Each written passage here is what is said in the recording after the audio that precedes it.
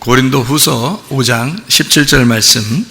그런즉 누구든지 그리스도 안에 있으면 새로운 피조물이라 이전 것은 지나갔으니 보라 새 것이 되었도다. 아멘. 여러분은 새로운 사람들입니다. 여러분은 이미 우리 땅에서 태어난 사람이지만 하나님의 성령 안에서 새롭게 되어진 사람들입니다. 새롭게 되어졌다는 말은 완전케 되었다라는 말은 아닙니다. 아직은. 완전하게 된다는 것은 이 땅에서 죽어야 완전하게 되는 거죠. 그러니까 우리는 계속 날마다 죽어가면서 우리가 새로워지고 또 새로워지고 하다가 완성이 되는 날이 바로 죽는 날입니다.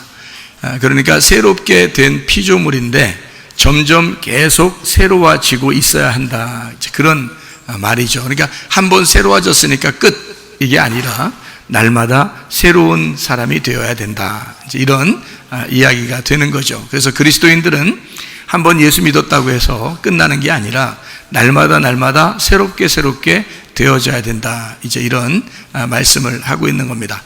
우리는 흙에서 태어났어요. 흙으로 태어나서 흙으로 살다가 또 흙으로 돌아갑니다. 인간은 다 그렇게 흙으로 태어나서 흙으로 살다가 흙으로 돌아가게 되어 있습니다. 이것을 육신이라 그러죠. 하나님의 성령께서는 위에서 오셔서 우리를 하나님의 성령 안에서 살게 하시고 또 성령님이 또 우리를 데리고 천국에 데리고 가죠. 이렇게 성경의 구조는 그렇게 되어 있습니다. 그래서 너희가 육신적으로 살지 아니하고 성령으로 살아야 된다, 이제 그런 말씀을 하고 있는 겁니다. 자, 우리가 새로워진다고 하는 것은요, 우리가 지금 완전하게 됐다는 얘기가 아닙니다. 그리스도인들, 교회 다니는 사람들이 다 완전치 않죠. 그런 거 보면 우리가 완전한 사람은 아닌 거죠. 그런데 그럼에도 불구하고 온전히 주님께서 계속 깨끗하게 만들려고 하는 그런 모습들은 있다. 그래서 사실은 예전보다는 조금 바뀌었어야 됩니다. 그렇죠? 어제보단 오늘이 더 나아야 하고 오늘보다는 내일이 더 나아야 된다, 이런 말입니다. 그러니까 완전한 건 아니지만, 끝나진 않았지만 그래도 점점 나아지는 삶을 살아야 된다는 거죠. 점점 잘 살아야 된다, 이런 말, 부자 돼야 된다, 이런 의미가 아니라 점점 잘 살아야 된다, 이 말입니다. 잘 살아야 된다, 이렇게 그런 사람들이 돼야 된다, 이런 말인데요. 왜 그렇다고 했어요? 왜 그렇다고? 집을 계속 고쳐나가고 있기 때문입니다. 그렇죠? 집을 하나님의 용도에 맞게, 그 예수님이 주인인데, 우리의 주인인데 우리 속에 들어와서 잘 예수님이 주인으로서 살아갈 수 있도록 우리 집을 계속 고쳐나가게 되는 거. 그러니까 주인의 마음에 쏙 들게 고쳐나가는 거죠. 그렇게 고쳐나가는 이유는 주인이 그 집에서 행복하게 살기 위해서입니다. 그렇죠? 그래서 그 집을 자꾸 고쳐나가는 건데, 그 고치려면 먼저 어떻게 해야 된다고요? 먼저 이 집을 사야 된다고요. 그래서 예수님이 십자가 못 박혀 돌아가셔서 우리를 샀다, 그런 말 하는 거예요. 그래서 우리를 구원했다, 우리를 구속하셨다, 이런 말을 성경에서 하는 거거든요. 빚을 다 갚았다, 값을 치르고 우리를 샀다, 그런 말이에요. 사고 나면 그냥 샀으니까 끝이야, 이런 게 아니에요. 샀으면 내 집으로 잘 만들어요. 내 집을 만들어서 샀으니까 내 집을 자꾸 꾸미죠. 자꾸 내 집을 꾸미잖아요. 그래서 나를 자꾸 꾸미는 겁니다, 하나님이. 그래서 나를 갖다가 자꾸 꾸면서, 이건 외모로 꾸미는 게 아니라 속에 있는 내용을 자꾸 꾸민단 말이에요. 그래서 너희가 여자가 겉으로 이제 머리나 치장하고 화장이나 하고 이렇게, 화장하지 말란 얘기 아닙니다, 여러분. 다 화장하세요. 괜찮으니까. 요즘엔 학생들도 다 화장하더라고요. 그러니까 여러분이 어른들이 생각할 때, 아이고, 어떻게 학생들이 화장을 하냐고 그러는데, 요즘 안 하면 이상하대요. 안 하는 애들이 더 이상한 애들이야. 성격적으로. 그냥 하는 게 나아. 요즘에 그냥 하는 게 나아. 다 하면 그냥 같이 하는 게 나아. 근데 어쨌든 화장도 하고 머리도 이렇게 꾸미고 이렇게, 성경에서는 어떻게, 베드로전서 3장에 그런 거로 꾸미지 마라. 뭐 하는 거예요? 너희 속에 양심, 네 속에 있는 내용을, 마음을 갖다 자꾸 꾸며야 된다, 그런 말이거든요, 성경에서. 그래서 선한 양심을 따라 살아라, 그렇게 얘기했거든요. 그러니까 우리를 자꾸 고쳐나가려고 하는 거예요. 그럼 선한 양심은 누구에게서 온 거예요? 그냥 양심이 있고 선한 양심이 있어요. 그냥 양심은 사람들이 다 가지고 있는 거고, 선한 양심은 하나님에게서 온 겁니다. 선한 양심은요, 선한 분은 하나님밖에 없으니까 그래서 선한 양심이 너희에게 있느냐. 그러니까 하나님 마음으로 너희가 살아가고 있느냐 하는 것은 상당히 중요한 거죠. 그래서 양심이라는 게 여러분 뭐 같아요? 야, 너 양심대로 살아. 너 양심도 없냐? 뭐 이런 얘기 들어봤죠? 너 양심도 없냐? 너 양심대로 살아. 그건 참 중요한 말인데요. 그러니까 평상시에 여러분 부인한테 그런 얘기를 하세요. 자주 양심대로 사시라고. 그 남편한테 자주 이런 얘기를 하세요. 양심대로 살으라고. 그러면요, 사람이 양심대로만 살면요 진짜 바뀝니다. 여러분, 사람이 양심이 없어서 그런 거예요. 그죠? 양심이라는 게 얼마나 중요한 거냐면요, 성경에 이 성경책을 처음 창세기, 출애굽기, 레위기, 민수기, 신명기를 처음 성경을 쓴 사람이 모세입니다. 모세가 이 성경, 구약 성경을 처음 이제 쓸 때, 그때가 BC 1500년경이에요. BC 1500년경이니까 이 성경이 쓰여질 때는 그렇게 많이 된 게 아니에요. BC 1500년경에 썼으니까 그걸 가지고 또 뭐 성경대로 사네 못 사네, 뭐 성경대로 못 사는 사람 보니까 뭐 이상하네 마네 이렇게 할 필요 없어요. 여러분, 교회 안 다닌다고 해서 그 사람이 꼭 나쁘다고 이렇게 보기는 어렵습니다. 안 다니는 사람들 보고도요. 교회 다닌다고 해서 다 착하다 이렇게 보기도 어려워요. 왜냐하면 양심이 바르냐, 요걸로 한번 봐보세요. 양심이 바르냐, 요거를 한번 보세요. 이번에 수련회 학생들, 청년들 수련하는데 우리 표, 학생들 표를 뭘로 잡았냐, 학생들이 보니까 올바른 학생 청년 수련회, 이렇게 올바른 젊은이들 이렇게 했는데, 올바른 젊은이니까 이게 사람들이 올바른 바른 젊은이 이렇게 생각하잖아요. 근데 그게 아니고 O를 갖다 영어로 썼더라고. ALL. 그래서 올 바른 젊은이들 이렇게 썼더라고요. 모두 다 바른 젊은이들 이렇게 썼어요. 그러니까 모두 다 올바른 바른 양심을 가진 젊은이들, 이런 얘기거든요.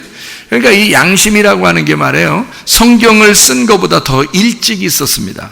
여러분 잘 생각해 보세요. 교회 안 다닌다고 해서, 성경을 안 읽었다고 해서요, 그 사람들이 나쁜 사람이라고 보기는 어렵습니다. 왜냐하면 그 사람들 속에는 다 뭐가 있느냐면 양심이라는 게 있어요. 양심. 그건 언제부터 있었던 거였어요?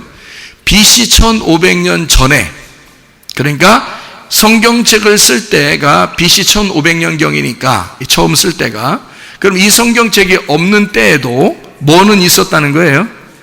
양심은 있었다는 거예요. 그러니까 성경의 양심이 먼저죠. 성경의 구약 성경, 다시 말하면 율법보다 먼저 있었던 게 양심이라고 하는 겁니다. 이걸 이해하셔야 돼요. 그래야 여러분이 예수 안 믿는 사람들을 무시하지 않습니다. 예수 안 믿으면 여러분, 교회 다니는 사람들은 예수 안 믿는 사람들을 굉장히 무시하는 경향이 있어요.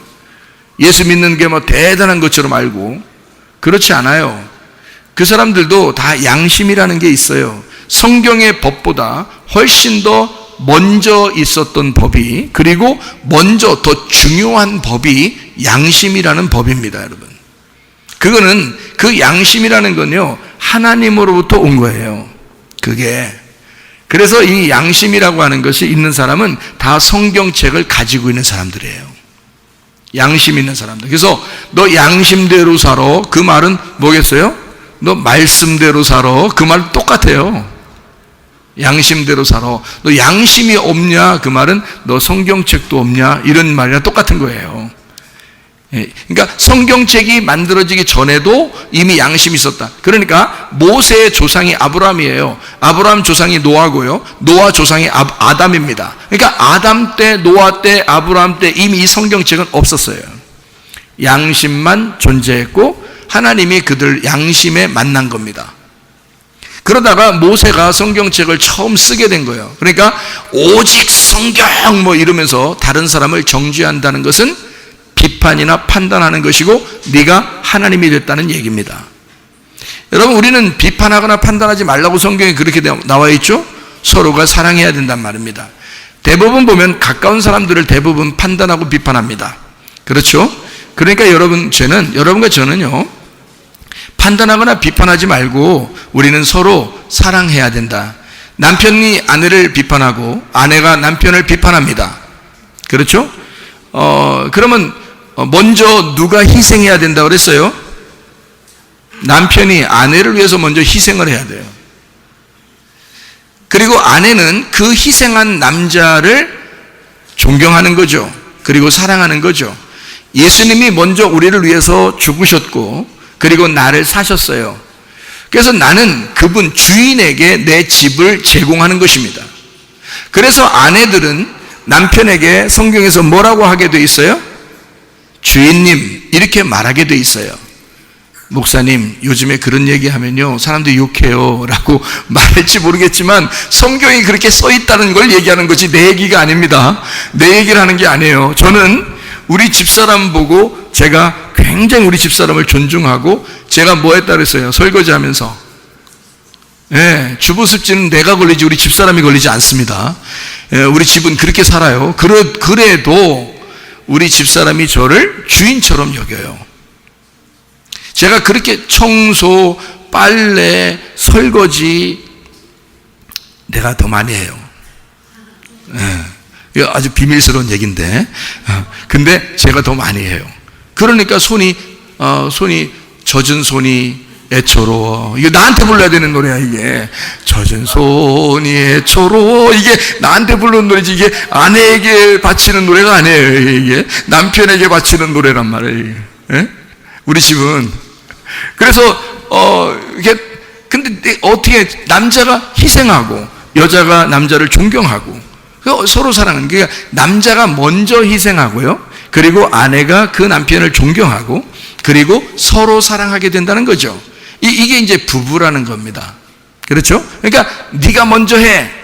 왜 네가 먼저 안 해? 이렇게 말할 수는 없다는 거죠. 서로가. 그러니까 우리가 주님을 성경에서는 우리가 주님을 사랑하도록 존경하도록 되어 있습니다. 그래서 아내는 남편에게 복종해야 된다. 이렇게 나온 거예요. 그거는 그 전에 남편이 아내를 위해서 희생했다는 말이 빠져 있는 거죠. 있는데 빠져 있는 거죠. 어디에든지 있어요. 그죠? 성경 어디에든지 그게 있는 거고 그거를 빼놓고 무조건 여자 보고 너 남편에게 복종하라고 성경에 써 있지. 먼저 여자가 복종하는 거야. 이렇게 말하면 무식한 겁니다.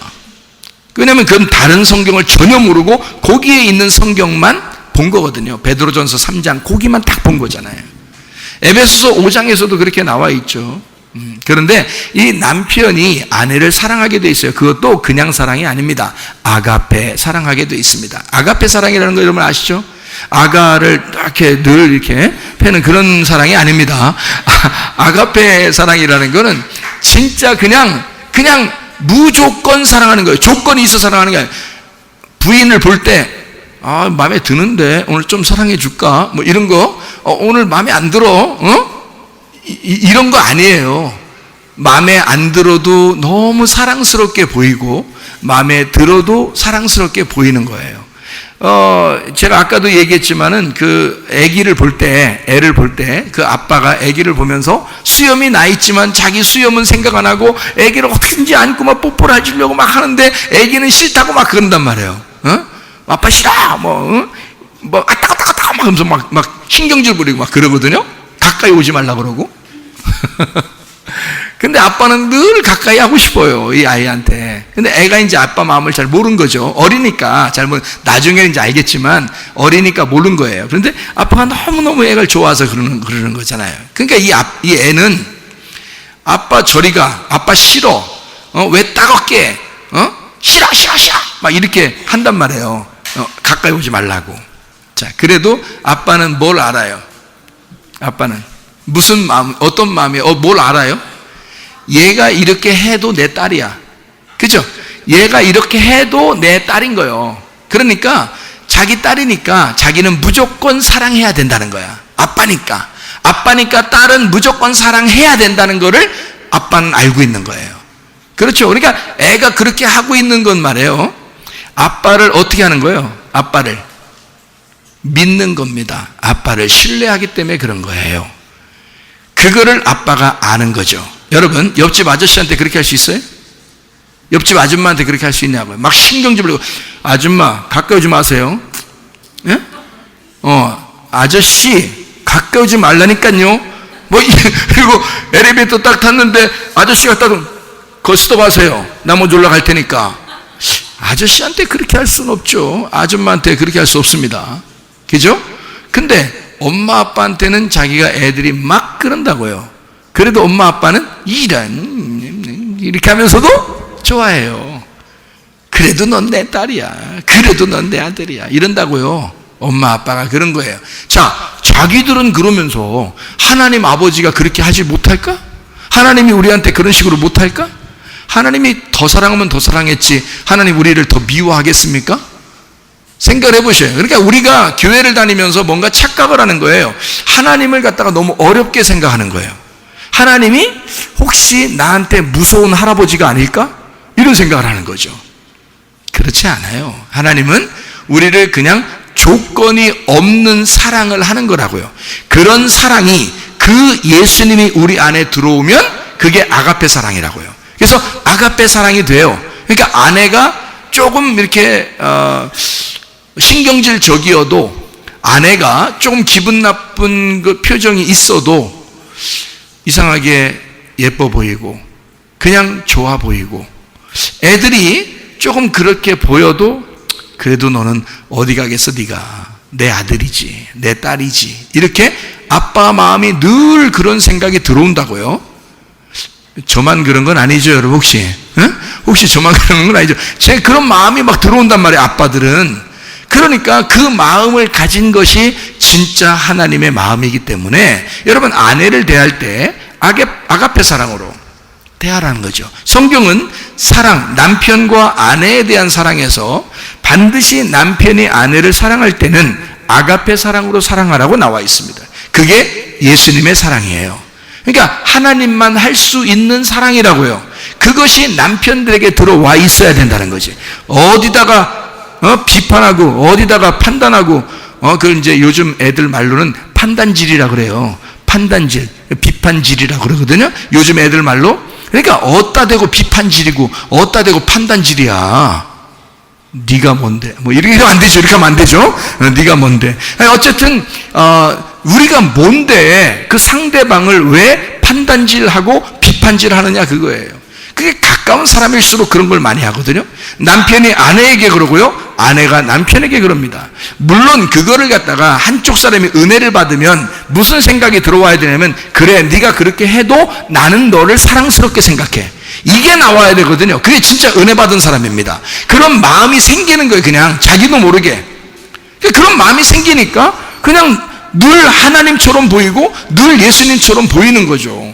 그렇게 사랑스럽게 보이는 거예요. 그냥 잘해서 그런 게 아니에요. 잘 안 해도 상관없어요. 자, 딸이 아빠한테 아빠 싫어, 미워, 수염 때문에 따가워 해도 아빠는 그런 마음이 없어요. 하나도 싫은 마음이 없어. 얘가 그렇게 아무리 소리 지르고 얘기해도요, 아빠는 에이그 이러면서도 그냥 좋은 거예요. 아빠는 그런 마음이라고.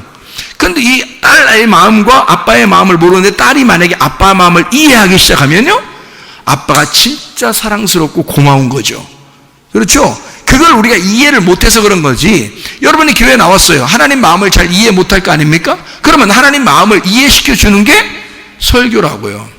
이게 하나님 마음이 이런 거예요 라고 여러분에게 설명해 주는 거예요. 그래서 그 하나님 마음이 여러분 속에 들어가면 남편을 대할 때, 아내를 대할 때 어떻게 비판하고 판단하겠느냐, 이거예요. 진짜 사랑과 존경이 나오는 거죠.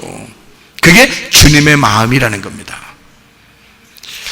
그렇게 만들어 가시는 거예요. 하나님이 그렇게 만들어 가시는 그 삶이 하나님의 리모델링, 하나님이 우리 집을 고쳐나가는 것입니다. 먼저 우리 집을 사야죠. 그리고 우리 집을 고쳐나가는 거죠.